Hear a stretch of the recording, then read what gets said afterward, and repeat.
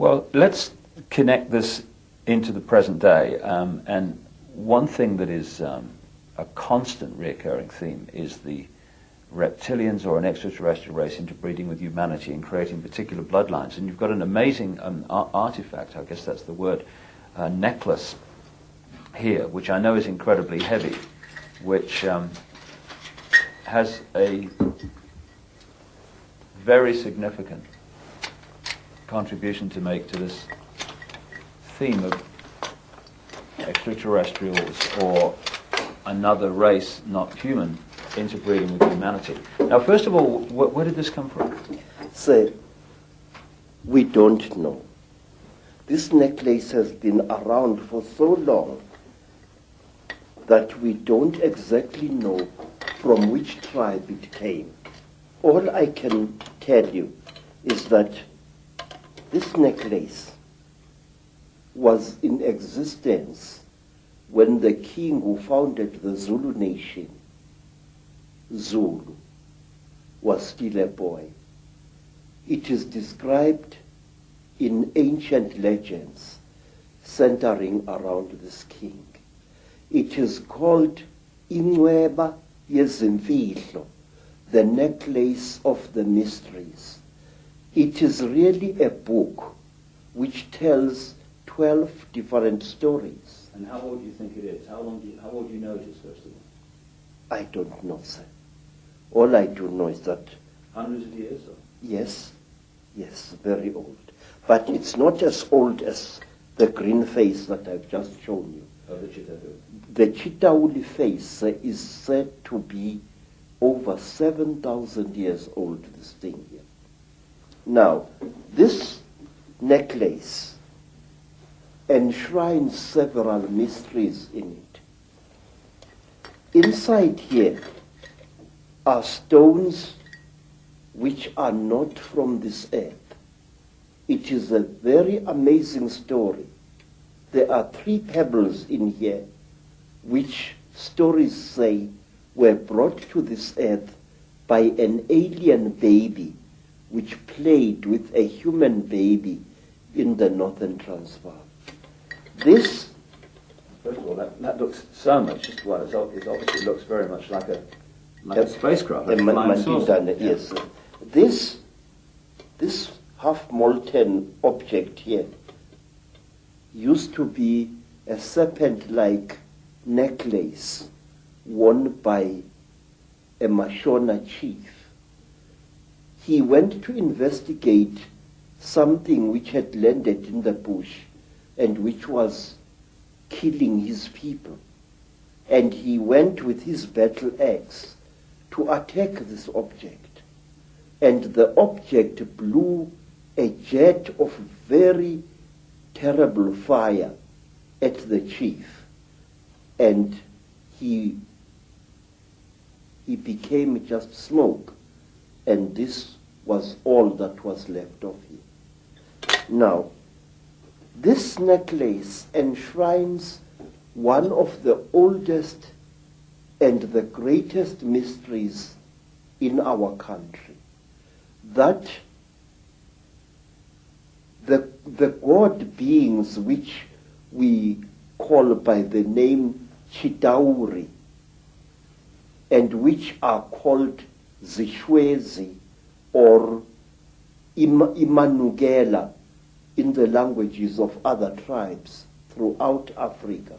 These gods came down to the earth in great vessels made out of gold, and they united with female human beings to create a race of kings and queens on our earth. There isn't a tribe, Mr. Icke, anywhere in Africa. And when you return to South Africa, I will ask you to investigate this very closely. There isn't a tribe anywhere in southern, central, western, and eastern Africa, which doesn't claim that kingship was a system that was brought down from the sky by gods who either traveled in swings, as the pygmies of Zaire say, or who came down in huge vessels which were shaped like bows, vessels made of gold, vessels bigger than mountains. I wish to share these things with you, sir, as briefly as I can. The Zulu people believed that they originated from space, and their name Zulu does not mean sky, but rather interplanetary space. And the word Zulu also has to do with traveling. For example, if I say to a child, you are getting about, you are moving from village to village lazily, I say, uyazula wena. Now the word Zula, which is used to refer to Zulus, sometimes contemptuously, in Zula, means really a traveler, a voyager, somebody moving from place to place. Where? In the Izu. Now I ask you, how did a land-bound people like the Zulus know that you could travel in space? Uyazula, ezulwini. You can travel in the great place of traveling. For that matter, Zulu people knew that the earth was a sphere and that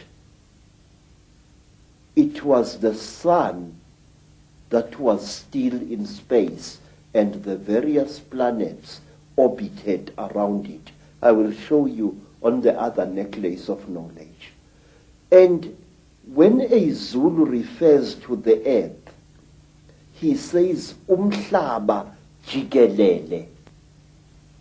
Now, the word jikelele implies a spherical or a hemispherical object. But a Mosotho or a Motswana from Lesotho or from Botswana will refer to the world as lefatshe, which means that which is down here.